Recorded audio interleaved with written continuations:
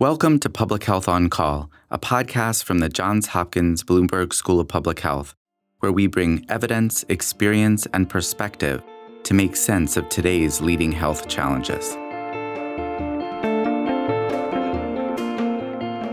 If you have questions or ideas for us, please send an email to publichealthquestion@jhu.edu. That's publichealthquestion@jhu.edu for future podcast episodes. Hey listeners, it's Lindsay Smith-Rogers. Today, peanut allergies. For a certain generation, these allergies rose so quickly that parents were told to avoid feeding it to their babies. Science evolved, and by 2015, parents were instead being guided to introduce peanuts as early as 4 months. The result, according to pediatric allergist David Hill, is that the number of peanut allergies has plummeted in the past decade. He talks to Stephanie Desmon about how a change in public health messaging can have dramatic effects. Let's listen. David Hill, thanks so much for joining me. Thanks for having me. Today, I wanted to talk about peanut allergies. So, my kids grew up in an era where peanuts were to be avoided at all costs among small children. And that has changed. I know that, I grew up with nut-free lunches for the kids, no peanuts on the airplane, a real fear. So can you talk to me a little bit about what's happening now and how it looks different? Yeah, absolutely. Well, first of all, I just want to touch on that fear because it is very real, and it's one that children and their families and patients with food allergy in general deal with every day. Peanut is one of the more feared allergens with good reason, and that's because historically, peanut is one of the allergens that children are least likely to outgrow. And so as a result of that, it's appropriately received a lot of attention. There was a major shift, however, in 2015, and that's because a gold standard clinical trial was performed and published looking at peanut allergy, specifically children that were at risk for peanut allergy, and whether or not feeding them peanut allergen early in life as infants would influence that risk,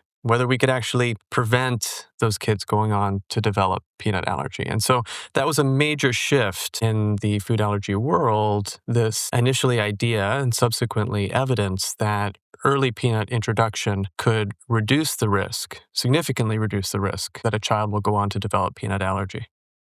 What is it about peanuts that's so dangerous? What a great question. I would say partly we don't know. I would also say that peanut allergy, though commonly recognized as a very serious form of food allergy, which it is, it's not the only serious form. So an individual who's allergic to egg can have a very serious reaction. An individual who's allergic to sesame, very serious reaction. So it's a little bit of a misunderstanding that peanut is unique in terms of the severity of the reactions that occur. Lots of foods can have serious reactions. I think it's more the persistence of peanut allergy, and why peanut allergy is persistent, I do not think we fully understand yet. And so I can't, unfortunately, fully answer that question.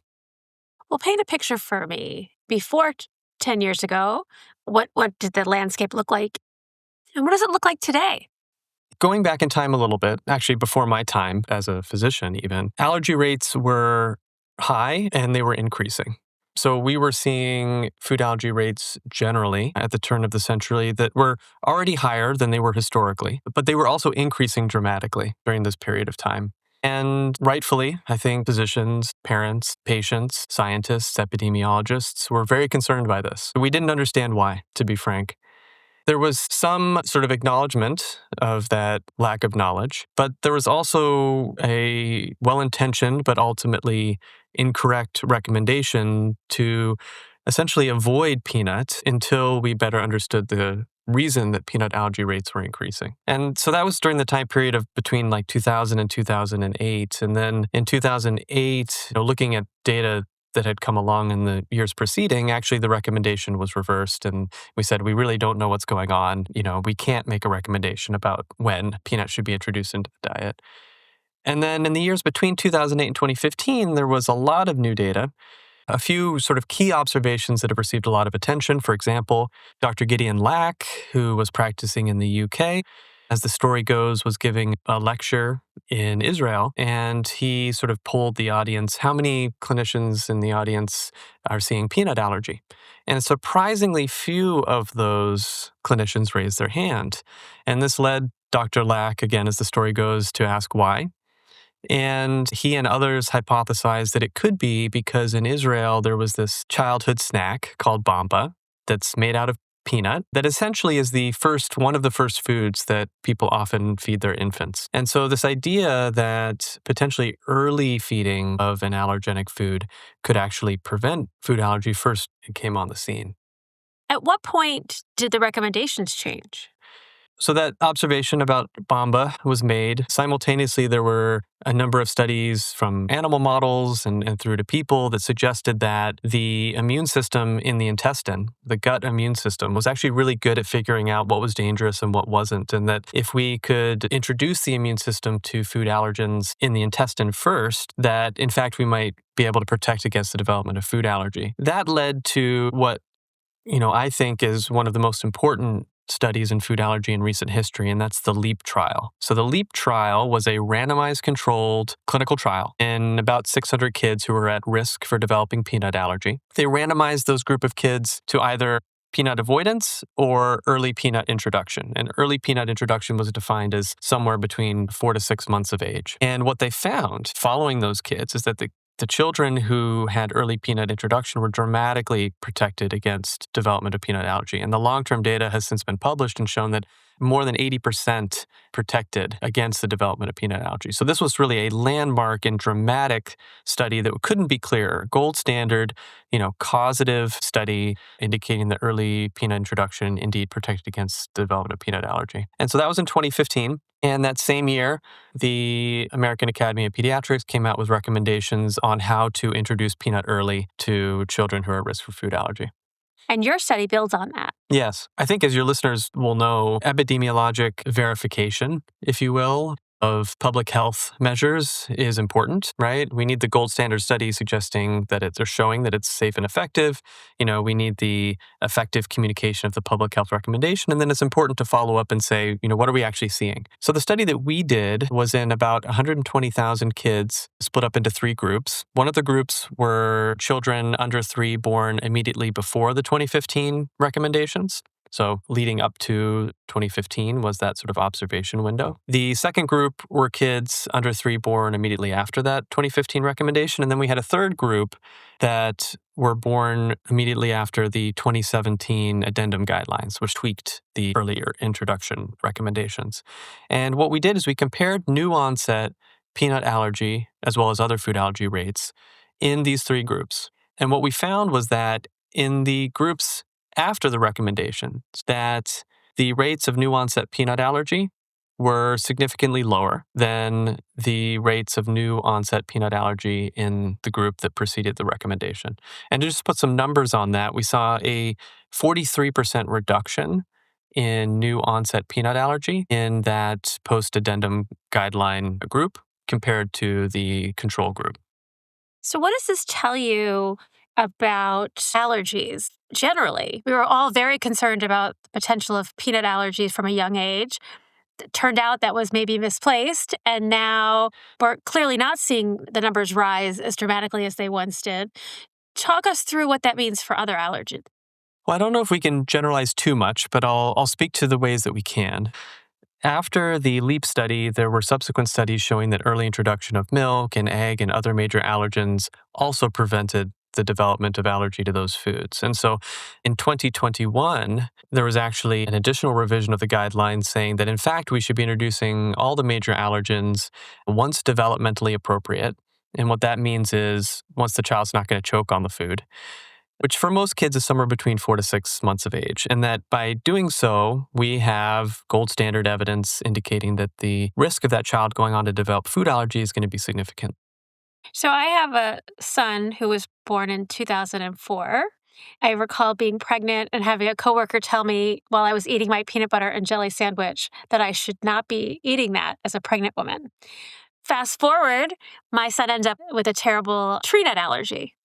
I'm sure those things are not at all related. The tree nut allergy feels genetic from his father's side. I felt like I was getting all these weird messages about peanuts at the time. And is there sort of a whole generation of kids who really lost out because of it? Yeah. So, a couple interesting things you brought up there. So one is the relationship to the mother eating the allergen itself. And the data on that is not great one way or the other, to be honest, to the point that actually the most recent recommendations do not recommend that mothers avoid eating allergens. And I personally do not recommend mothers avoid eating allergens in my own patients. The other piece of that is that there are other causes of food allergy. And so I think an important message here is that early allergen introduction is a very important thing to do. It's a big piece of the puzzle, but it's not everything. And there are going to be children that go on to develop food allergy in spite of early introduction because of these other factors, whether they be genetic or environmental. And so I think the message that I have is that this is safe, this is effective, and I highly recommend it for all babies, early introduction. If there's hesitation surrounding that, that's understandable, and the guidelines actually accommodate that and build in the opportunity to have a conversation with your pediatrician or be referred to an allergist, right? So, we really do want families to feel comfortable with this, but for most kids, early introduction is safe and effective. And I would say the second message is that for those kids who develop food allergy nonetheless, we haven't forgotten about you. And that the doctors and the scientists and the epidemiologists who are really focused on food allergy are very, very focused on understanding why that's the case. Despite early introduction, why did we still have a child who developed food allergy? And what can we do in the future to prevent that? Are there parents who are hesitant to introduce early?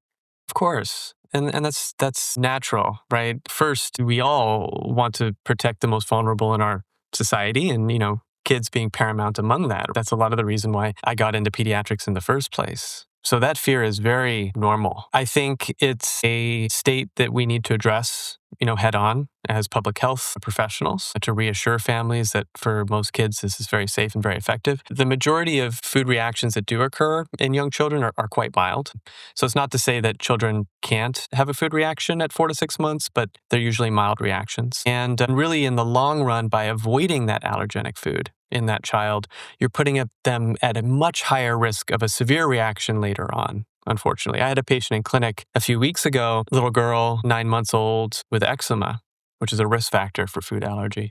And the parent was well-intended, but had avoided all the major allergens in that food. And unfortunately, that child was allergic to 4 or 5 of the most common foods. And whenever I have a patient like that, it just pains me that we weren't able to get the word out well enough that if that child had an early allergen introduction, we might have been able to prevent some of this. And I wanted to ask you about that connection between the skin and the gut. So I already mentioned that the gut immune system is very good at telling friend from foe, if you will, right? The skin immune system, in comparison, has evolved actually to be quite reactive. And it makes sense because the skin is a barrier. It's supposed to keep the outside out and the inside in, right? So anything coming through the skin, the immune system is automatically suspicious of. And so in a child with eczema, for example, where the skin barrier is compromised, if food allergens enter via the skin, there's a much higher likelihood that an allergy is going to develop. And unfortunately, food allergens are just in our lives, right? They're in the dust in our houses, and you really can't avoid them. And so, especially in those kids with eczema, it's particularly important that we introduce the allergens by mouth early to try to get them introduced to the immune system via the gut before they get introduced via the skin. This is a real public health impact we're seeing that has evolved over the last 25 years. Isn't that amazing to be part of? Well, I think actually the credit goes to the folks who did the LEAP trial and the public health officials that subsequently contributed to the recommendations. I think our study starts to examine the effects of this recommendation, but it is an associative study. We can't necessarily say definitive causality here, and we're going to need a lot more studies moving forward to make sure that this trend is accurate and continues. David Hill, thanks so much for joining me. Thank you. Public Health on Call is a podcast from the Johns Hopkins Bloomberg School of Public Health, produced by Joshua Sharfstein, Lindsay Smith-Rogers, and Stephanie Desmon. Audio production by J.B. Arbogast, Michael Bonfils, Spencer Greer, Matthew Martin, and Philip Porter, with support from Chip Hickey. Distribution by Nick Moran. Production coordination by Catherine Ricardo. Analytics by Elisa Rosen. If you have questions or ideas for us, please send an email to publichealthquestion@jhu.edu. That's publichealthquestion@jhu.edu for future podcast episodes.